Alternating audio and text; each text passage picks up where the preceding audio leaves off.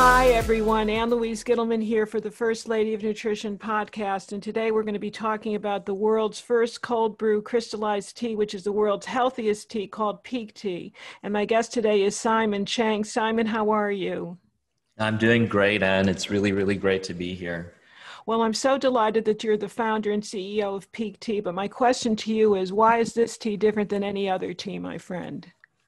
Well, there are a couple reasons, Anne. The first one is that we start with loose leaf tea, which is a very high quality form of tea, and it has concentrated active ingredients like polyphenols, antioxidants, as our raw materials. So our tea crystals have a concentrated active ingredient profile. The second thing is its level of purity. So heavy metals, pesticides, toxic mold, fluoride, these are things that we screen for. I know that you're very concerned about fluoride. And so, we strongly believe that tea, in order to reap its health benefits, as I'm sure you've completely educated your audience on, is requires regular drinking. You can't just have a cup of tea a month and say, oh, I'm a tea drinker and I'm healthy and, I'm getting all these wonderful antioxidants. In fact, in all tea drinking cultures, they're drinking it every day, a couple times a day. And you really want the absolute most pure thing you can have for your body, because all these nasties, toxic mold, fluoride, they can accumulate to harmful levels. And the third thing is really the accessibility of it. A lot of people struggle with tea because they think it doesn't taste good, it's difficult to brew, the tea bags are a pain to dispose of. And, ultimately loose leaf tea is what gives you that flavor, that delicious flavor, as well as the active ingredients. But it's even more of a headache because you need a strainer and the brewing time becomes very important. And so we try to, basically eliminate all of that. So all you have to do is add these crystals into cold or hot water. It instantly dissolves. It delivers the purity, the active ingredients, and it also delivers the flavor. So we won 3 gold medals at the Global Tea Championships out of 3 submissions. It was the first time in history that a company was awarded 3 gold medals. And this is against, by the way, not other tea crystals, because there aren't any. We're basically the tea crystal innovator and trailblazer, but it was actually against other leading teas around the world. So the best teas around the world were submitted, and we won 3 gold medals. So congratulations to you. thank you. I'm drinking some of your Peak Tea crystals now as we speak. I'm drinking the electric turmeric. And Oh, wonderful. I love the electric turmeric. And what I noticed is you wrote something on the book that I thought was very innovative. You say that herbal plants supported my well-being and supercharged my soul. It is now my mission to help everyone unlock their benefits and unleash our collective potential. So you obviously had a health history which propelled you into this direction. Do you want to share that with my listeners? Yes, I'd be happy to do that. So I grew up in Hong Kong. I'm 42 years old this year. And, I was raised at a time when, my parents and my grandparents, they would say, if there's something wrong with you, go and see the doctor, take everything that they prescribe and you'll be fine.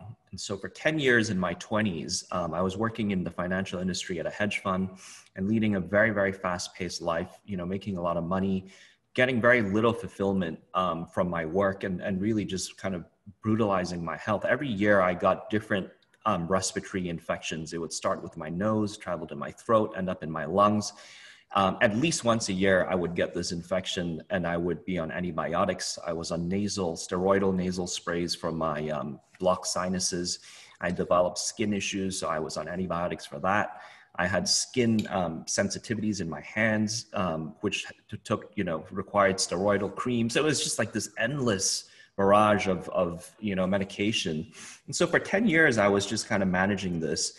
And over those 10 years, both my lungs end up collapsing. And I had to get operations in both lungs to staple the holes in them and then fuse them with my chest wall, my chest cavity. It's a process called pleurodesis. So I have staples in both my lungs. And even then, it never occurred to me, and certainly no doctor told me that, hey, maybe you should evaluate because, something about your lifestyle. You're only in your 20s, you're on antibiotics every year, steroids. Now you've had 2 surgeries, none of that. So I just continued with my life. I was drinking 3 double espressos a day, by the way. And when I turned 30, I discovered I had sleep apnea. I was at Stanford at the time getting my MBA.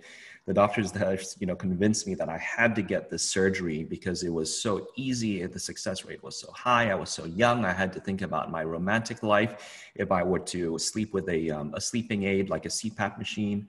And I was sold, completely sold. I did the operation. And it was a catastrophe. It was just a disaster. So I got a jawbone infection. I had to be on 2.5 months of intravenous antibiotics Oh my God. administered through a PICC line, which is a catheter that goes into our heart valve. Ah, Broad spectrum antibiotics, by the way. This is like the nuclear option. And I self-administered it, or I'd have to sit in a dialysis clinic for 2-3 hours a day. I turned 30 that year. And I celebrated my birthday with this line dangling from my arm for a surgery that, by the way, is completely elective. And at the end of it, my sleep apnea was worse because the doctors created so much scar tissue in my airways, throat, soft palate, nose, everything, that it actually created more blockage. And that, to me, was the final wake-up call of my kind of, health degradation. It really kind of opened my eyes and made me realize that, hey, you know what? This is actually abnormal. I'm 30. I don't have any sort of, serious genetic disorders. I don't have any, all of the stuff that I got could have been prevented, is what I realized, through just healthier lifestyle, a better, supported immune system. Doing things like exercising, eating better, using the right plants, and so on and so forth. And I embarked on this journey to learn about these practices from the Eastern tradition. So going into traditional Chinese medicine, going into Qigong meditation, doing a ton of yoga. I traveled around the world looking for master practitioners in plant medicine and Ayurveda and TCM, and all the different meditation, yogic, Tai Chi practices all over the world. I traveled for like a year and continue to now to find the best people to learn from. And it completely blew my mind and led to this kind of awakening for me. And I realized that so many people are on a similar journey and could use the knowledge and the experience that I accumulated. And that's what led to the kind of founding of Peak. It was, that experience that led me to start this company. And really, the things that we do span content as well as products, right? So these are all the things that I benefited from that I know can help other people. And that's what we're trying to spread. so how many different varieties of Peak tea do you currently have? And can you tell me some of the healing benefits of your most popular? I'm in love with this electric turmeric, by the way. Oh, wow. Yeah, the electric turmeric is our newest. It's phenomenal. So we have in total about 23 teas. They're broken down into a couple of categories.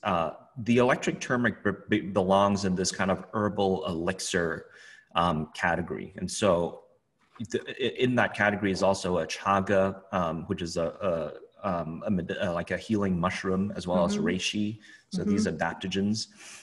These are non-caffeinated herbal teas, and they're really meant to provide, kind of a deeper level of functional health support. And so the electric turmeric is actually made with a fermented Okinawan turmeric. They ferment it with mango yeast, mangoes that are grown in Okinawa, and in addition to a rice wine that's been made the same way for 300 years. The Okinawans are one of the famous groups of centenarians. So Okinawa is a blue zone, one of the southernmost islands at the tip of the Japanese island chain. Yes. And they drink, turmeric every day. And so, this is one of the very exotic, very precious ingredients that we source for our products. The other group of products we have are fasting products. So things that support people that are doing intermittent fasting, things that help you manage your satiety, so your sense of fullness, helps you manage your cravings, which go along with that, and really kind of help support the metabolism, help support your digestion, some of the goals of fasting. And then we have fermented teas. So we have 2 fermented teas that are made from 250-year-old tea trees. We have a whole video series where we went to visit them, and these are incredible organisms growing symbiotically in these jungles with all these other plants. You have to hack your way through with a machete to get to these trees. That's how they harvest them. Oh my gosh. And, you know, you compare that to an industrial farm where, you know, they're having airplanes fly across, you know, dusting everything with pesticides and huge machines going down them, you know, harvesting the tea. That's how tea grown in South Africa is harvested. And so it's just light and day, right? You know, in the industrial scenarios, you use pesticides, herbicides, kill everything, you know, preserve the cash crop. Of course, that actually makes the cash crop much weaker, right? Because they're completely dependent on all the chemicals, on all the fertilizers. They're basically, you know, just completely dependent on human intervention. And then you have these trees in Yunnan province where we source them. It's like the you know, the plants, the shrubs, all of the you know, the herbs that people don't want, they're actually dying and decomposing and adding to the soil richness and biodiversity. And so those are our fermented teas. And of course, we have just a huge line of other herbal teas, you know, like a ginger digestion elixir, hibiscus beauty elixir. We have a mint tea that's grown in Oregon and Washington in a very pristine place by a beautiful lake. So I mean, we have basically a tea for every possible flavor profile, for every sort of health need.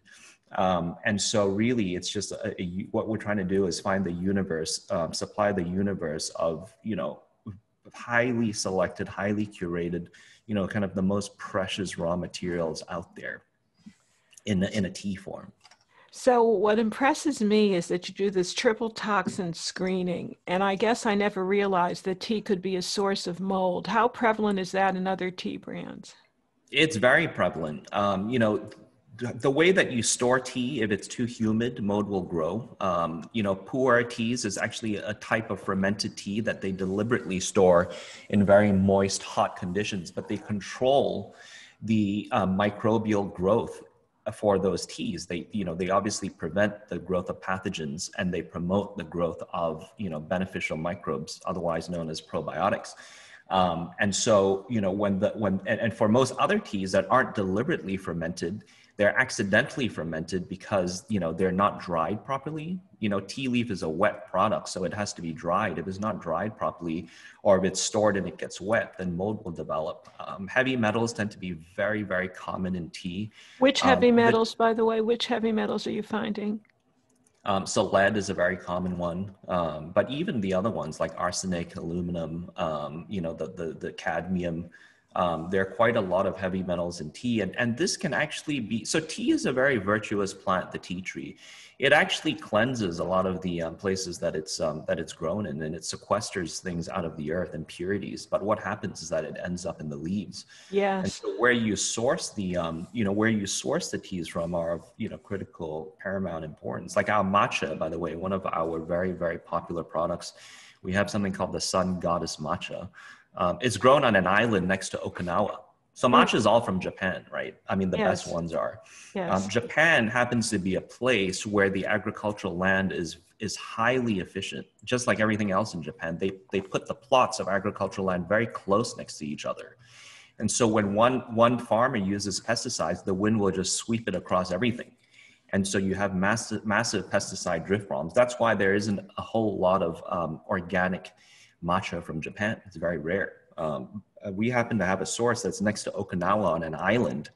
And again, at the southernmost part of the Japanese island chain is like this long, skinny chain of islands. And it's next to Japan's first national park. And it's in a mountainous region. So you don't have close, you know, agricultural plots next to each other. You can't. Because of its altitude, it's cooler, and pests naturally don't like cooler weather in high altitudes.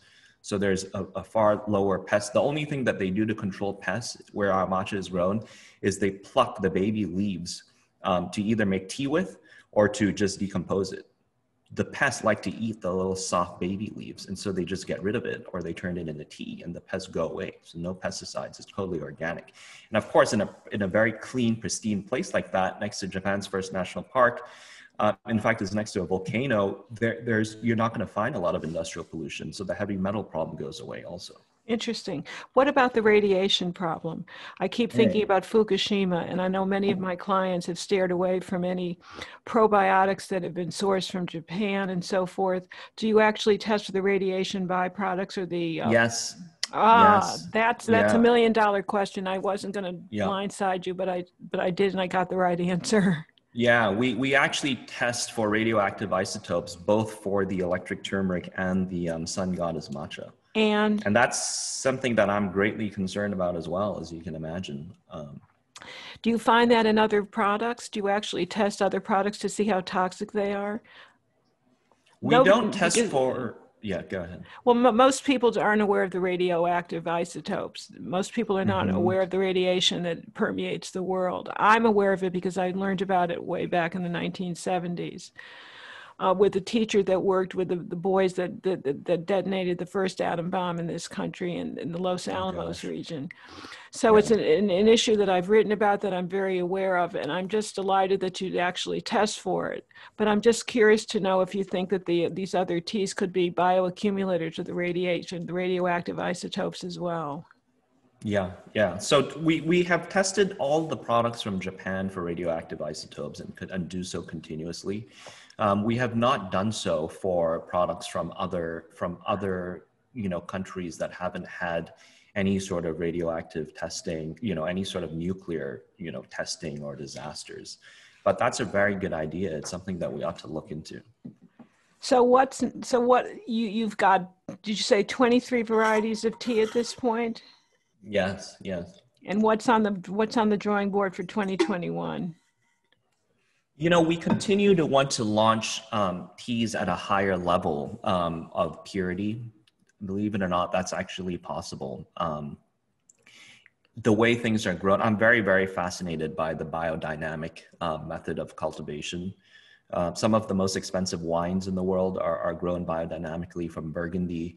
And this is a method of agriculture that is a 300-year-old process that really kind of takes it takes heed and it pays attention to the kind of cycles of the lunar cycles. If you look at the Farmer's Almanac, the way farmers used to farm and harvest and plant according to the seasonal cycles.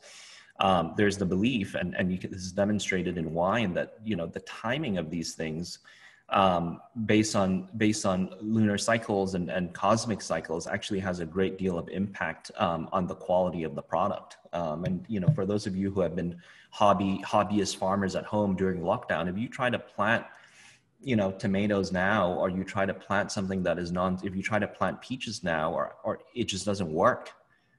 Now, of course, we've come up with very sophisticated methods to overcome that with greenhouse growing and with chemicals and artificial lighting and all that stuff. And obviously genetic modified goods, but that's not the natural cycle. And so based on my experience with wines, I've noticed that it's dramatically improved quality. And so that's an area that we're looking at. I think that we might be a ways from people fully appreciating the value of biodynamic teas. But it's certainly something as a personal passion, something that I'm very, very keen and interested in. And of course, we continue to address all the pain points that our customers report to us. We're constantly being recommended herbs and plants and different things that our customers like to use, or different health ailments that they'd like support with. And so, that's largely kind of what guides our development process. And I was thinking in that regard that I want to be in touch with you with an environmental tea. My teacher in the 70s, I studied with her starting in 1974. She lived to the age of 106, by the way, Simon. Oh, wow. So she was an extraordinary woman. She was the kind of consummate first lady of nutrition, from which I've kind of taken that nomenclature, so to speak. But my point being is that she developed a tea called environmental tea. Is that something you're interested in pursuing? I have some of the ingredients. Absolutely. I I would love love that. to learn more about that. I Yeah. love that idea. It's an environmental tea. She had a radiation tea. All that I think is Wow. important for people that undergo x-rays or CAT scans, or even are exposed to so much EMFs in the environment. But I want to move the discussion over to coffee. We represent a coffee company. I'm honored to represent Purity Coffee, which is a kind of high antioxidant. They're very similar to your company, quite frankly, and then they pride themselves on being a mold-free variety of coffee. So Right. what is your take on coffee versus tea in general terms? Yeah, absolutely. I mean, the saying goes, everything in moderation, or at least, in this day and age, you can't say everything because there's so many toxic things, but, everything within reason in moderation, or everything natural in moderation, I think is great. And I think that's one of the issues with coffee, is that moderation tends to go out the window, as well as the method of consumption of it. The things that people put in it also tends to lead to, unhealthy outcomes. If you look at some of the products, the top selling products in coffee chains, those are, more like desserts, disguised as kind of coffees than anything else. But as far as the kind of the amount goes, there's no question that the caffeine in coffee has a faster onset and is higher in levels, right? So there's more caffeine in a cup of coffee, and there is than some teas, not all teas, and it also has a much faster onset. And I think those two things, combined with the fact that tea also has L-theanine in it, which is a natural relaxant, is what kind of, for me, the starkest differences between these two types of caffeine alternatives, right? And so if you compare the kind of energy profile from a coffee, you tend to have a surge after you drink it. And then after that, it can drop off very quickly as the caffeine is metabolized in your system, and basically disappears. And so that drop off, it could be, in some cases can be a cliff, right? And that leads to unhealthy responses in your body, such as a sugar craving, such as the craving for more coffee. And so whether you satisfy this with another cup of coffee or with sugar, either one of those tends to, basically give you more caffeine through the day, right? Or more kind of, sugar-fueled energy through the day, which can then impact, your rest quality and your sleep quality. And there's something else here, which is, I think that a surge in caffeine naturally takes you, as a meditator, I think it takes you out of your center. It takes you out of your calm zone, and a level-headed, a calm head, a cool head, no matter what you do, even if you're a business executive, or you're a parent, or you're a health hero, having a cool level head throughout the day is generally something that I think everybody recognizes as desirable, right? And so tea, on the other hand, the caffeine is released over time. It actually has a time release effect, because the caffeine compounds in tea, the caffeine molecules are actually bound to the catechin molecules, forming a much bigger compound. And catechins are basically the polyphenols, or the antioxidants that are in tea. So imagine this caffeine being bound to this antioxidant in a bigger compound. It actually takes longer for your body to metabolize and break down and release that caffeine into your system, which is why tea has a much slower onset and lasts longer. Right. And so you have a level amount of caffeine, and then you throw in the L-theanine, which is the only places found in the world, by the way, is tea on a natural basis. You throw in the L-theanine, which is this relaxant, and you have this very kind of cool, calm, relaxing energy that lasts long. I was thinking, is there such a thing as a decaffeinated tea? Is there something that you offer for those that are extraordinarily sensitive to caffeine? Well, we offer a huge range of herbal teas that are not made from the tea leaf. People looking for the polyphenol profile of a tea but don't want to drink tea should try our rooibos. So rooibos is a South African, bush plant. It's very, it's very a high. red tea, am I correct? Exactly. It's a red tea, but it's actually not made from Camellia sinensis, which is from the tea species, the tea tree. But it's high in polyphenols, it's very low in tannins. It's very, very soothing to the stomach, and you get the polyphenols you need. The reason that we've resisted making a caffeinated tea, a decaf tea, is because it denatures both the flavor. So the flavor is suboptimal, but it also takes away from the sequence or the cocktail of compounds that nature intended for this plant. And so not only does it not satisfy our kind of taste standards, it also for us is kind of this denaturing of a plant. And I don't think there's any good studies on what the prolonged drinking of decaffeinated tea does to you. But, we just don't believe in adulteration when nature has other solutions like rooibos. Very interesting. Now I'm looking at the flavor profile of my electric turmeric, which I've become very addicted to. And one thing I noticed that I need to discuss with you is that you're very specific about where you get your cinnamon. It's organic Ceylon cinnamon. Why is that Ceylon cinnamon different than other cinnamons? Yes, so the cinnamon, there's cassia cinnamon, which is from China, and then there's Ceylon cinnamon from Sri Lanka. We've tried both before. Generally, in the traditional Chinese medicine, kind of universe, obviously the cassia cinnamon is used. Some people just don't like it, and it's not so much an anti-China thing. It's that they think that it leads to, it doesn't have the same desired health benefits that cinnamon has come to be recognized for. Or has rather become popularized for in America, and also has some of the downside. And so, we switched to Ceylon cinnamon really just out of popular demand, to be honest. And actually, it has a slightly sweeter profile, so it works better in our formulation as well. And interestingly enough, from the research that I've done, because I've written about cinnamon for ages, coming from a diabetic background, and it being so important in modifying blood sugar, is that there's an element in the other types of cinnamon which are very toxic to the liver. And because cinnamon has become so popular, the Ceylon cinnamon is much more appropriate. So I was just delighted that you identified that on your label. Yes, exactly. A lot of it has to do with the level of consumption as well. As cinnamon has grown in popularity, it's consumed in far greater amounts than was the case traditionally, right? In Sri Lanka, you throw some cinnamon into, a curry, and, you don't eat it every day, or maybe you eat it every day. But, in China, the cassia cinnamon was used as a medicine, which definitely wasn't eaten every day. And it doesn't feature into the cuisine, the Chinese cuisine, regularly at all. So is there a tea drinking protocol that you recommend? In other words, more is better, less is more. No, in this case, more is better. Yes, more is better than less. And what is that in general terms? Yes, I'm so glad you asked, because I think this is one of the most, easily addressable misconceptions about tea. Everybody knows tea is good for you. There's very few people don't realize that. Tea is one of the most studied superfoods. In fact, it's probably the most studied superfood under the sun, just given that, it's the second most consumed beverage in the world after water.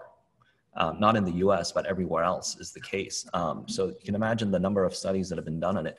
The problem with, I think, US tea consumption is that most people don't realize how much you need to drink in order to feel the effects of it.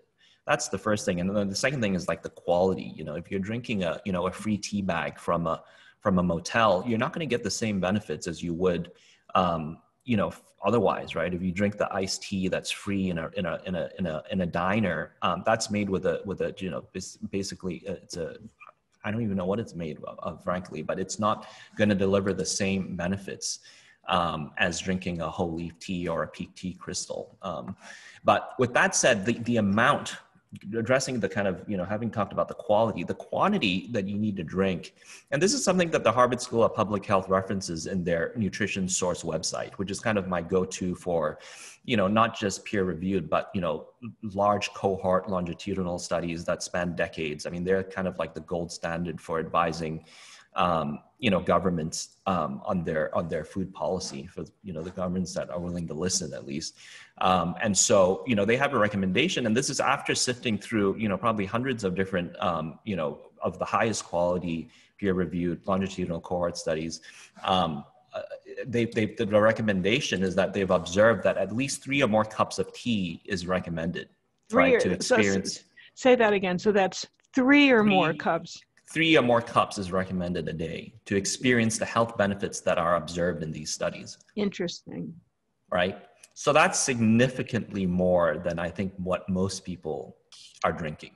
Very much so. So when you go to a place like Japan, or you go to Hong Kong or to Taiwan, or even the Middle East, the minute you step into a restaurant, you're given a cup of tea. The minute you step into somebody's home, you're given a cup of tea. The minute you arrive in Hong Kong, the minute you set foot in your office, there's a tea lady or a tea gentleman that comes and fills your cup with tea the minute you sit down. And that's done a couple times during the day. And this is tea, by the way, made with fresh loose leaf, like high quality stuff. And then of course you leave your work, you go to a restaurant, there's tea there. It's just, that's the culture. And so these people are drinking, easily 3 or more cups of tea a day. They're probably drinking 10 cups of tea a day. If you've been to Japan, you look at the vending machines, half of the stuff inside is all tea. And that's high quality bottled tea. And that's like on every single street corner you can find those vending machines. They're amazing. And so the tea drinking, the quantity is much higher. And that's kind of one of the reasons we're trying to make it easy for people to drink this, is like, hey, if you truly have no time, no one has time these days, take 2 sticks, you throw it in your water bottle. It can be cold. So, many of our teas has all been cold water, and you're done. That's it. Brilliant. Just drink that instead of water. So my next question is the age group. Can you actually give any of these teas to infants or toddlers or young children? Yeah, so we generally don't make recommendations for toddlers and infants. I'm thinking of the colicky babies, for example. Yeah, we definitely don't make those sorts of recommendations, just because the situations vary so much. And that I think it really warrants having a health professional, doctor, integrated medicine, specialist and so on to help advise in those specific situations, right? And we have so many different plants. One of our teas could have 4 different plants in it. And so it's something certainly that I don't, try to comment about. But, I grew up not drinking any soda because, tea was part of the culture. It was a family tradition. My grandfather, by the way, he actually turns 107 this year. Oh, God bless him. Yeah. He's been drinking, at least 10 cups of tea a day for his, for God knows how long. But one of the things we did after lunch, he preferred lunches. We'd always just go and stand. He has a standing table. So it's like a bar table, one of those bar tops. And he stands there after lunch and he brews his tea and he interacts with his whole family. And he just stands there for like 2 hours brewing his tea and sharing it with people. Lovely. And chit-chatting. Every single lunch he would do this. So I'm interested in your personal background. I understand that you're a graduate of Harvard and Stanford. When did you come to this country? So I came in my teens for high school and then stayed through college. And then after that, I went back to Asia for about 5 years. No, it was for a long. I was back in Asia for about 8 years. During that time, I lived in Hong Kong, I lived in Shanghai, I lived in Beijing for a year, spent time in Singapore, and then came back in 2007 to get my MBA at Stanford. And then I was here till 2009. And then after that, I returned to Asia for some time, and then I moved back here in 2014 and have been here since. So I really actually spent, I always think about this because I'm really split evenly between the two hemispheres of the world, the East and the West. And, every year that goes by is actually one more year that I would have spent in the West. And, I just love the perspective that it gives me. So can people use tea in cooking? In other words, to use tea as a steaming element and so forth? Yes. They're beautiful dishes that are made with tea. We have a huge recipe book that's circulating either on our blog or our website or in our Facebook group. I think there are like 80 recipes in it, and you'll find a lot of them in our Instagram, of all the things that can be done with peak tea. So, obviously like tons of different types of beverages, but I think people have baked with it. They've made ice creams with it. They have done oatmeal with it. All sorts of things, overnight oats. And traditionally, the usage of tea in dishes is a wonderful thing to do. So there are a couple that I can think of. One, smoking things with tea is incredible. And you get this at, a lot of these kind of, Michelin restaurants.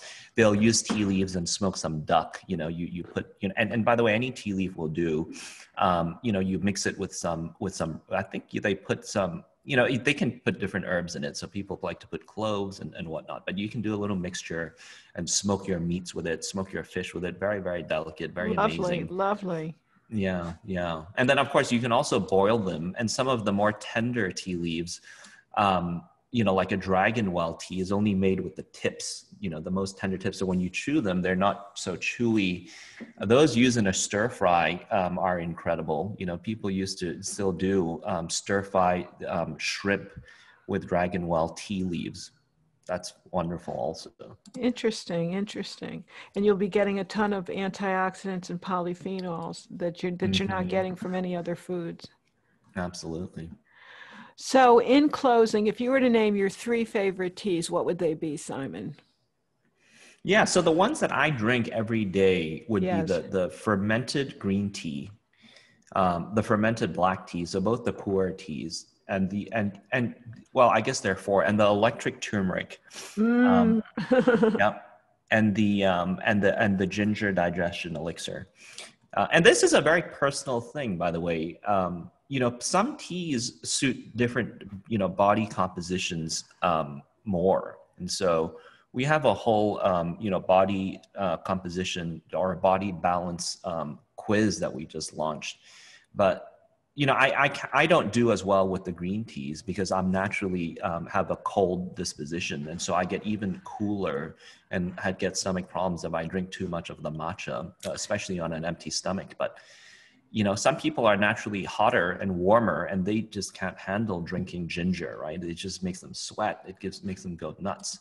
Interesting. And so, yeah, drinking tea according to your body type is definitely a good thing to do.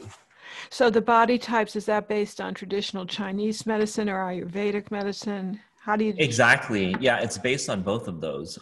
It's based on Ayurvedic because we do have a bunch of Ayurvedic, products, right? So it's actually based on both disciplines. How fascinating. So tea for 2. And what about your family? What is your wife's favorite tea?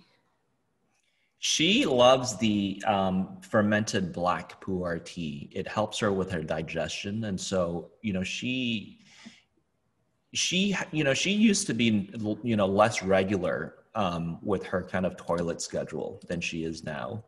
And funnily enough, eating a lot of raw greens is not so great for her stomach. She kind of cooked greens are much better for her. And so for her, drinking that black fermented pu'er is just like she can't go through a day without. It would significantly affect her toilet schedule if she didn't have one. Let's put it that way. Well, what I love about your tea is that it's triple toxin screened. So I just want to review that with people. So you check for heavy metals, for pesticides and toxic mold. It's highly accessible, very concentrated in antioxidants. Is there something new we can look forward to in the years to come from Simon? We have lots in the works, actually. I can't really share too much about it.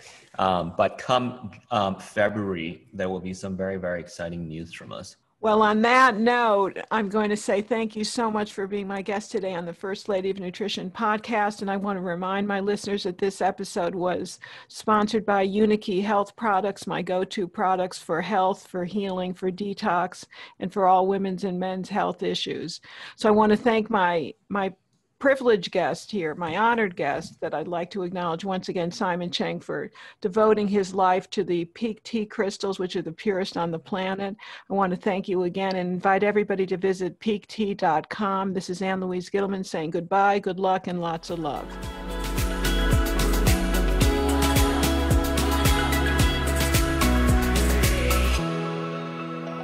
Hi, everybody. I'm Ann Louise here with just one more thing. Thank you so much for being a fan of my work. And if you like this video, please check out all my other videos. Please subscribe to my channel and turn on notifications.